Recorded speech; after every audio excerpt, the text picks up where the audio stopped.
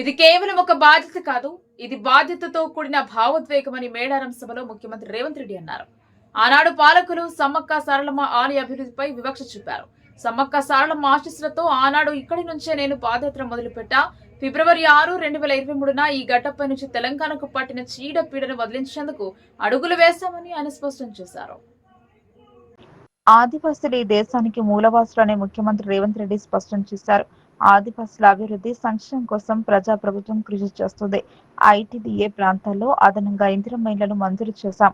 ఏ సంక్షేమ కార్యక్రమం తీసుకున్నా ఆదివాసీ గిరిజనుల సంక్షేమాన్ని దృష్టిలో ఉంచుకొని ప్రణాళికలు వేస్తున్నాం. సమ్మక్క సారక్కల గద్దెల అభివృద్ధి ప్రాంగణ పునర్నిర్మాణంతో సీతక్కకు నాకు ఈ జన్మ ధన్యమైనట్లే.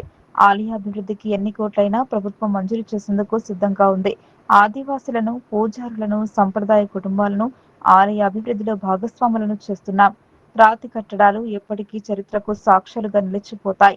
అందుకే సమ్మక్క సారలమ్మ అభివృద్ధిలో రాతి కట్టడాలే నిర్మిస్తాం. మహాజాతర నాటికి భక్తులకు అసౌకర్యం కలగకుండా పనులు పూర్తి చేస్తాం. పగలు రాత్రి నిర్విరామంగా పనులు చేస్తేనే ఇది సాధ్యమవుతుంది. స్థానికుల భాగస్వామ్యం, సహకారం ఉంటేనే ఇది జరుగుతుంది. సమ్మక్క సారక్క మాలధారణ చేసినట్లుగా భక్తితో పనులను నిర్వహించాలని అధికారులను ఆదేశించాం. మహాజాతరకు మళ్లీ వస్తా. ఈసారి జాతరను గొప్పగా చేసుకుందాం. కుంభమేళాకు 1000 కోట్లు ఇస్తున్న కేంద్రం ఆదివాసీ కుంభమేళా మేడారం జాతరకు ఎందుకు నిధులు ఇవ్వడం లేదు?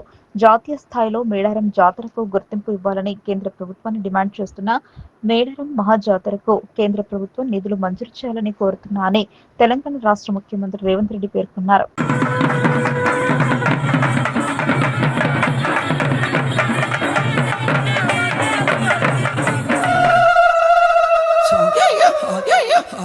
నా వరంగల్ల జిల్లా తాడువాయి మండలంబు నాది మేడారము గట్టు నేను సమ్మక్కనున్నా నా భర్త పగడిద్దరాజు నా బిడ్డ రక్త సరళ అల్లుడా గోవిందరాజు నా బిడ్డ నాగులమ్మ నా కొడుక జంపన్న నా ముద్దు బిడ్డాలు ఇక నిత్యము మీరు నన్ను గోలు దూరే ఇక సల్లంగా మిమ్మల్ని ఇక కాపాడుతానే